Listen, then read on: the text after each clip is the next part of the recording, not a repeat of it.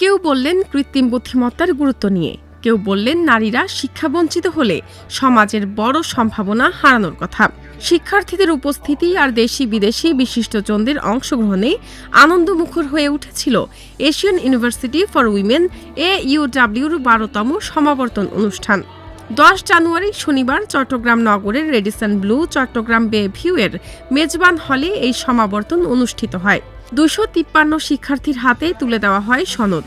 এই সমাবর্তন অনুষ্ঠানের আরেকটি বিশেষ আয়োজন ছিল সমাজের বিভিন্ন ক্ষেত্রে গুরুত্বপূর্ণ অবদানের জন্য বাংলাদেশ, জাপান ও যুক্তরাজ্যের 7 বিশিষ্টজনকে বিশ্ববিদ্যালয়ের পক্ষ থেকে সম্মানসূচক ডক্টরেট ডিগ্রি দেওয়া।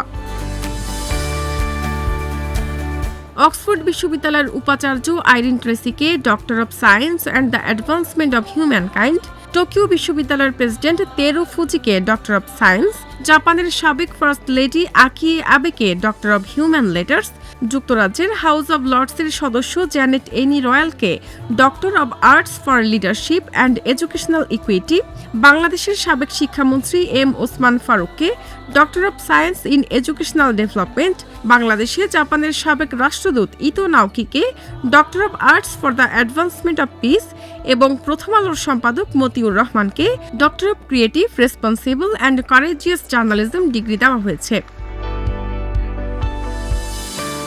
শনিবার বেলা 11টায় সমাবর্তনে অংশ নেওয়া বিশিষ্ট অতিথি ও শিক্ষার্থীরা মিলনায়তনে প্রবেশ করেন। এ সময় বিশ্ববিদ্যালয়ের শিক্ষার্থীরা রবীন্দ্রসঙ্গীত, আগুনের পরশমণি, ছোঁয়াও প্রাণে ও আনন্দলোকে মঙ্গলালোকে পরিবেশন করেন।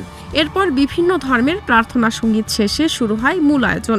এতে স্বাগত বক্তব্য দেন বিশ্ববিদ্যালয়ের আচার্য শেরি ব্লেয়ার। অক্সফোর্ড বিশ্ববিদ্যালয়ের উপাচার্য আইরিন ট্রেসি বলেছেন, পৃথিবীতে আজ শিক্ষিত নারীর ভীষণ প্রয়োজন।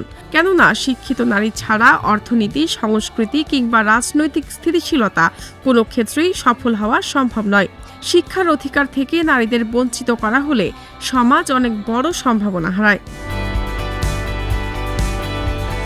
সমাবর্তন অনুষ্ঠানের শেষ পর্বে বিভিন্ন দেশ থেকে আসা শিক্ষার্থীরা তাদের সাংস্কৃতিক পরিবেশনার মাধ্যমে তাদের নিজ দেশের ঐতিহ্যের উপস্থাপন করেন।